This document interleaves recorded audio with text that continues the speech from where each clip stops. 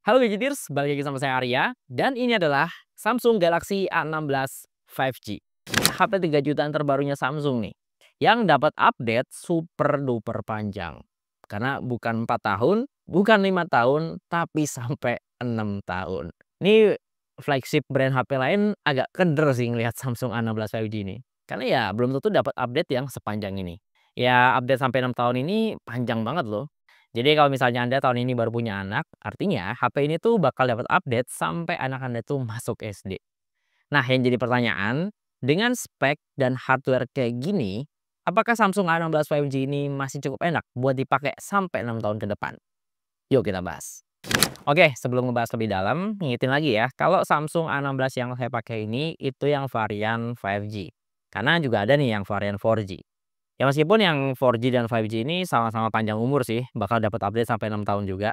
Tapi antara keduanya ini yang ngebedain salah satunya di bagian mesin atau chipsetnya.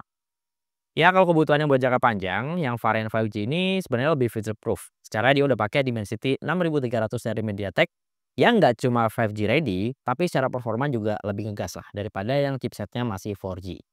Nah, ini juga udah sepaket sama memori yang cukup lega ya, di 825 GB. Dan kalau segini masih kurang, masih bisa ditambah kok, pakai micro SD yang slotnya hybrid. Ya, dengan spek segini sih performa harian HP ini sebenarnya masih cukup satset ya. Apalagi dia udah pakai One UI 6.1 terbaru plus layar smooth di 90 Hz. Jadi ya buat kebutuhan dasar kayak scrolling, browsing atau chatting di sini udah nggak ada masalah. Buat dipakai main game tipis-tipis kayak push rank Mobile Legends juga masih aman ya. Ini udah bisa digas 60 fps dengan grafis yang paling rata kanan ultra. Selama main sih saya nyaris nggak nemu yang namanya frame drop atau nge-freeze, bahkan pas momen late game sekalipun yang lagi rusuh-rusuhnya, di sini tuh performanya masih sangat-sangat stabil. Terus kalau dipakai buat mabar PUBG Mobile, di sini juga udah dapat 40 fps. Lumayan, tapi ya nggak wah-wah banget sih. Karena HP harga segini juga udah ada kok yang bisa jalan up to 60 fps dan lebih smooth. Untuk kontrol gyronya juga udah enak ya, ini udah hardware jadi nggak berasa ada delay pas kita lagi main. Cuma saya nggak dapat data atau sampling rate dari HP ini, nggak tahu kenapa pas saya coba cek di ADB Tools, dia tuh kayak nggak keluar angkanya alias kayak keblok gitu. Tapi kalau ngomongin responsivitas, ini saya coba cek ya, multitouch-nya udah tembus sampai 9 jari. Nah, kalaupun harus main game berat macam Genshin Impact, saran saya sih mending turunin settingannya ke low 60 fps, jangan high atau highest. Smoothnya di sini masih dapat, tapi grafisnya tuh nggak burik-burik banget lah. Terpantau pas diajak traveling Sumeru sambil ngadu skill bareng musuh di sini, masih dapat di kisaran 40-an fps tipis-tipis. Biasanya sih udah mulai ngerem nih kalau suhunya makin hangat. Nah, kalau udah mulai hangat kayak gini, saran saya sih mending pasang fan cooler aja ya. Karena selain main gamenya lebih nyaman, performanya juga bisa lebih stabil lah. Nggak bikin FPS-nya meloncat tinggi, tapi ya seenggaknya naik turun performanya tuh nggak sedrastis pas nggak pakai pendingin sama sekali. Kalau secara performa sih saya nggak ada masalah sebenarnya sama chipset MediaTek Dimensity.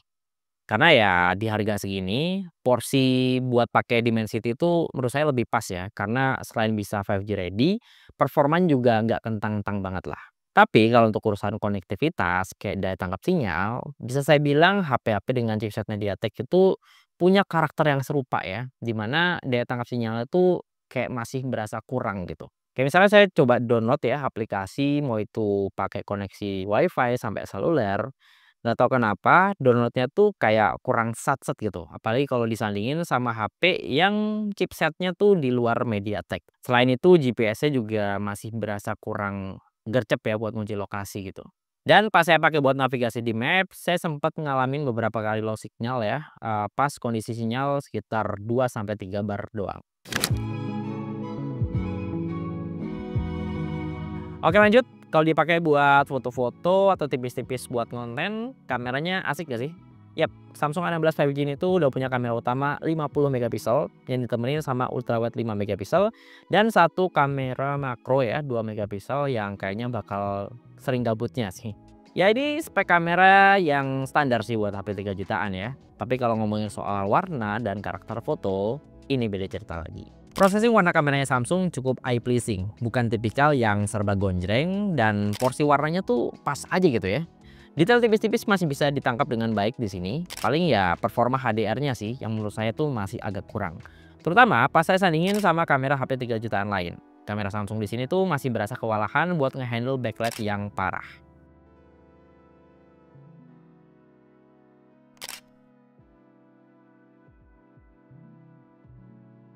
Ultrawide di sini juga masih khas Samsung banget ya, yang rata-rata ngasih angle beneran lega.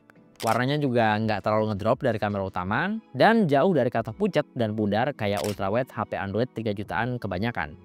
Warnanya juga masih menyala ya kalau kata Gen Z, jadi ya kalau mau diedit-edit paling tipis-tipis doang. Cuma mungkin detailnya yang agak kurang asik sih di sini, karena cuma 5 megapiksel.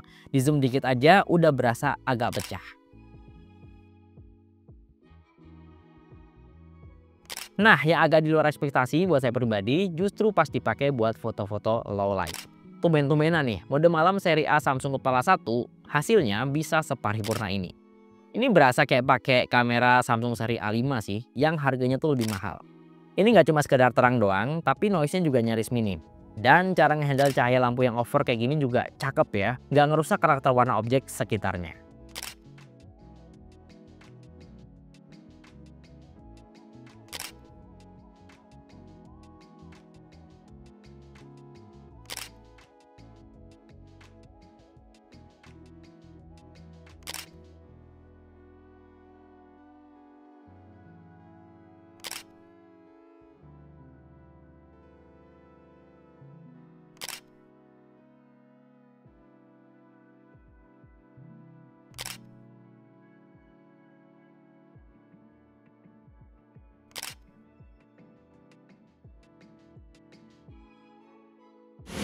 Oke, kalau dipakai buat ngevlog, kamera depan Samsung A16 5G ini masih berasa goyang-goyangnya sih ya.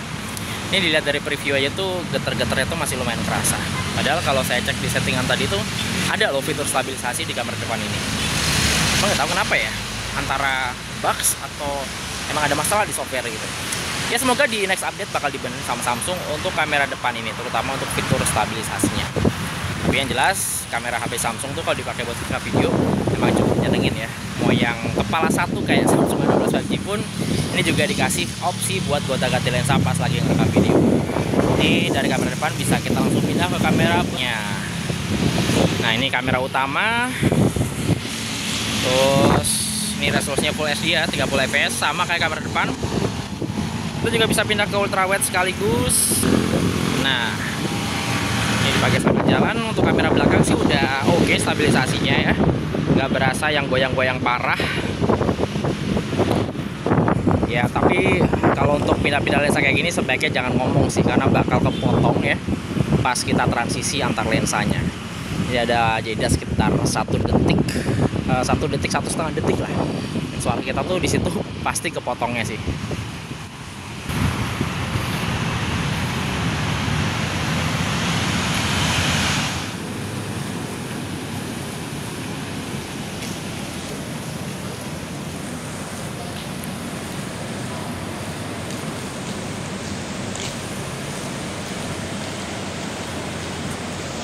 Ya untuk 1 atau 2 tahun ke depan sih kamera Samsung A16 5G ini masih cukup oke.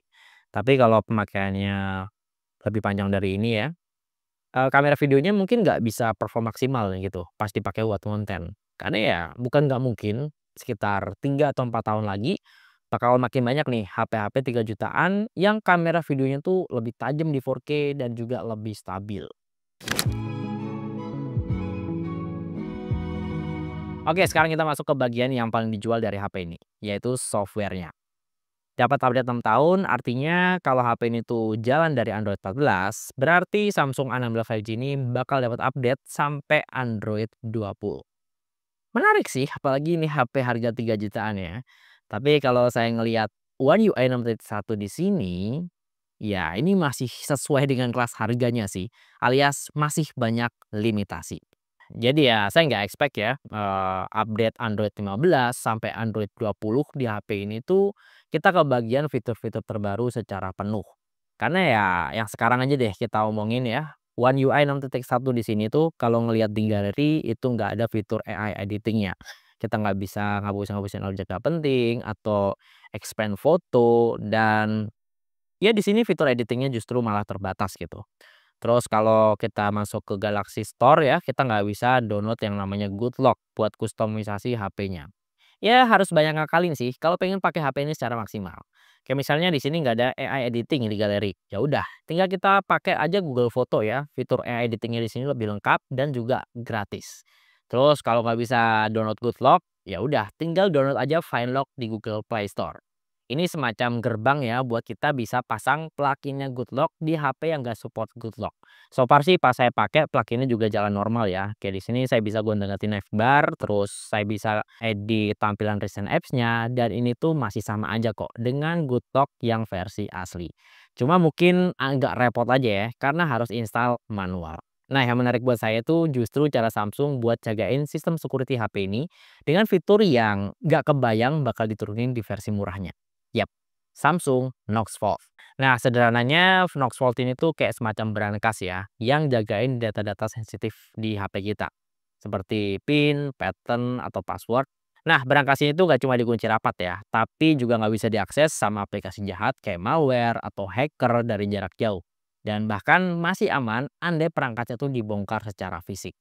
Ya dibilang aman karena brankas ini tuh terpisah dari sistem HP kita. Jadi ya kalau diibaratin brankas uang di bank, ini tuh nggak terkoneksi dengan ruangan apapun dan dia punya penjagaan yang super duper ketat. Knoxvolt ini juga ditandemin sama fitur auto blocker ya. Jadi amit-amit kalau kita nggak sengaja buka chat WhatsApp yang isinya invitasi undangan APK, di sini insya Allah masih aman sih. Karena sistemnya bakal auto ngeblok aplikasi-aplikasi yang mencurigakan. Nah, dengan spek hardware kayak gini, saya masih cukup pede buat pakai HP ini seharian. Bahkan mungkin 1,5 harian ya, karena besoknya tuh masih nyisa sekitar 30-40%. Padahal itu untuk pemakaian yang udah cukup intens gitu. Baterai 5000 mAh di sini masih berasa badak karena tipikal mesinnya memang dirancang buat efisiensi ya, ketimbang buat lari. Mau pakai refresh rate 90 Hz di sini juga masih aman banget ya. Ini masih hitungannya masih awet sih dan bisa dilihat lah konsumsi baterai per aplikasi yang saya pakai sehari-hari di sini. Ya kalau ngomongin soal charger sebenarnya ini HP masih sama ya kayak HP-HP Samsung kebanyakan. Di box-nya udah nggak dikasih charger bawaan lagi. Cuma untuk A16 5G ini masih dapat bundling nih, charger 25 watt yang harganya tuh kisaran 200 ribuan lah. Jadi ya kita nggak perlu beli lagi, alhamdulillah. Cuma kalau ngomongin kecepatan ngecas, ini sih bukan tipikal yang ngebut-ngebut banget. Kita ngisi setengah jam dari 10% itu belum dapat setengah isi baterai dan sampai benar-benar penuh itu mesti nunggu sekitar 1,5 jam. Padahal ya HP-HP harga 3 jutaan yang lain tuh rata-rata udah pada 1 jam lebih dikit lah, nggak perlu nunggu lebih lama lagi.